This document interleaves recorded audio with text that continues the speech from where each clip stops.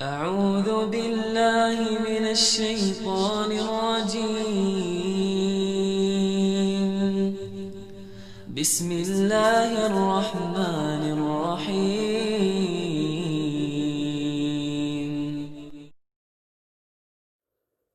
Assalamualaikum warahmatullahi wabarakatuh.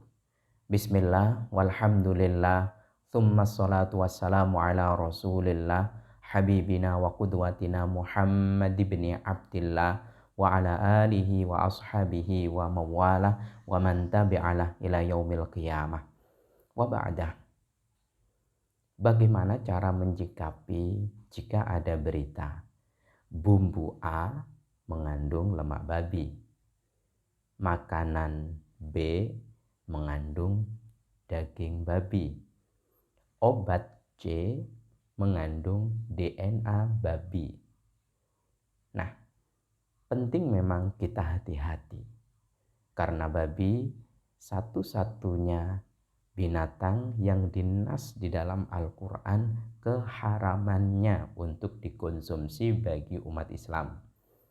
Dan ini tidak ada toleransinya.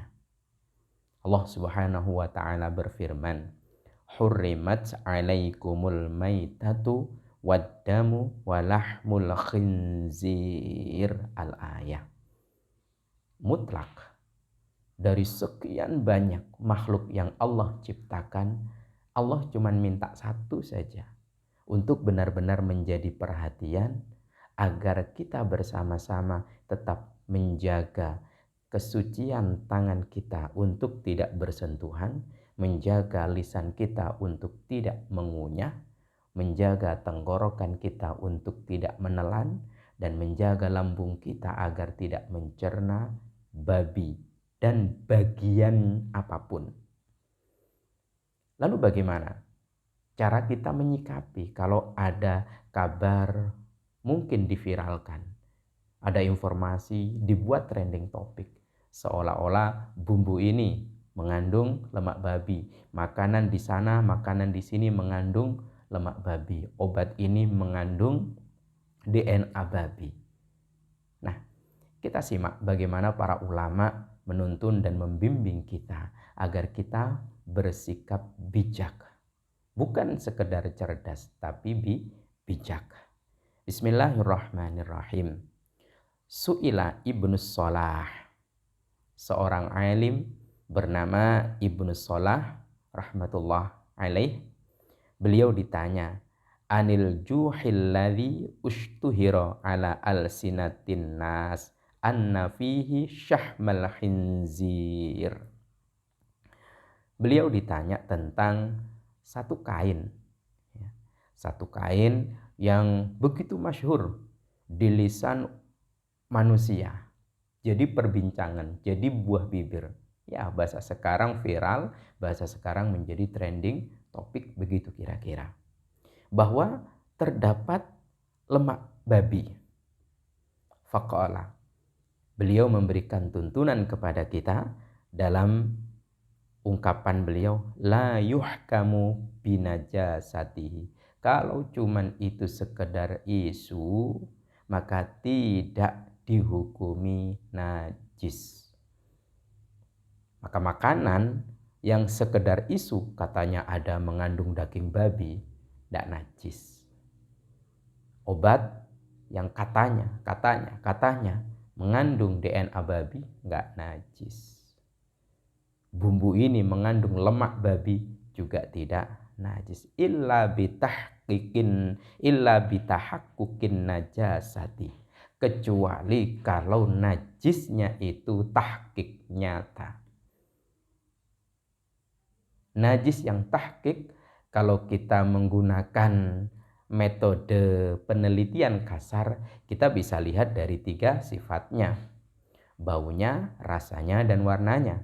Tapi biasanya kalau dalam bumbu, dalam masakan, atau dalam obat tidak cukup dengan terawangan kasar seperti itu.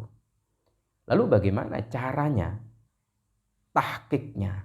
Pertama, kalau memang benar-benar, pertama tahqiq itu adalah ada orang yang melihat, menyaksikannya dan dia kemudian bersumpah atas nama Allah, demi Allah saya melihat masakan ini dicampur daging babi.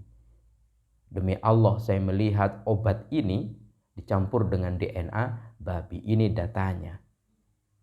Demi Allah saya melihat nyata dengan kepala mata saya. Bahkan teman saya juga melihatnya. 2 orang saksi. Bahkan.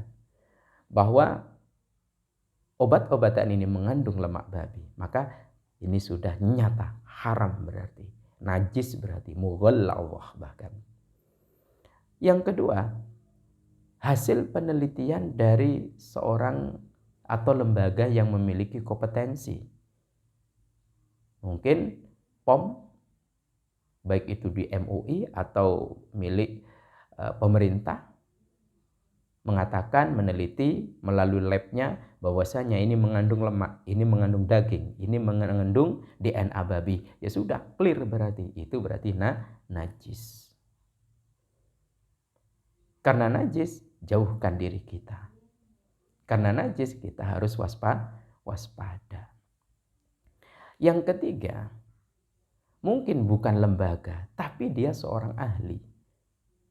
Dia tidak melihat, dia juga bukan masuk dalam satu institusi atau lembaga yang memang meneliti hal itu, bukan. Tapi beliau seorang ahli, pakar. Yang kepakarannya itu tidak ada yang menafikan, tidak ada yang membantah.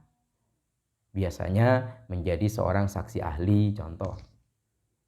Dia sudah seorang profesor dalam hal ini.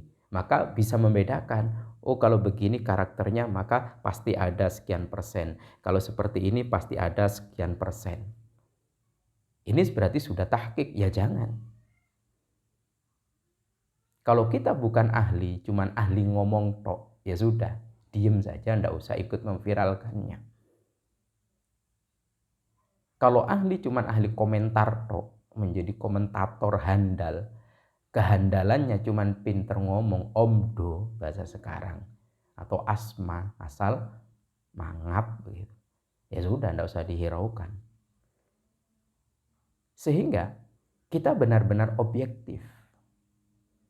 Mengatakan haram itu haram, mengatakan halal itu halal. Kita juga objektif mengatakan najis itu najis, suci itu suci. Bukan karena desas-desus, bukan karena kabar berita, bukan karena hoax. Semoga Allah Subhanahu wa taala meridhai kita dan ini menjadi ilmu yang bermanfaat bagi kita semua. Amin. Allahumma amin. Assalamualaikum warahmatullahi wabarakatuh.